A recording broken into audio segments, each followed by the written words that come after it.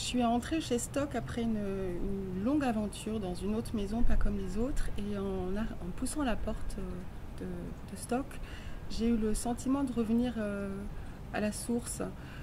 C'est chez Stock que tout a commencé pour la littérature étrangère en France. Ça a été la première terre d'accueil des romanciers du monde entier. C'est une longue histoire, une longue tradition.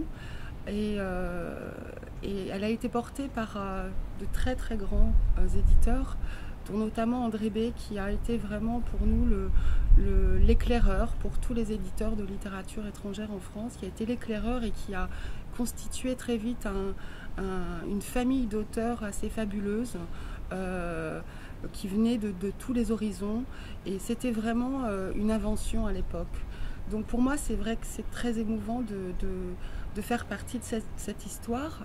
Maintenant, j'aime les histoires fortes, et c'est vrai que chez Stock, il y a cette présence permanente. Un éditeur, c'est avant tout un lecteur insatiable. Je suis une lectrice très gourmande. J'aime plonger dans des univers qui me sont différents. Et la Cosmopolite est pour cela un territoire privilégié. C'est une collection qui n'a aucune frontière, et donc on ne doit pas non plus se laisser enfermer par des barrières linguistiques.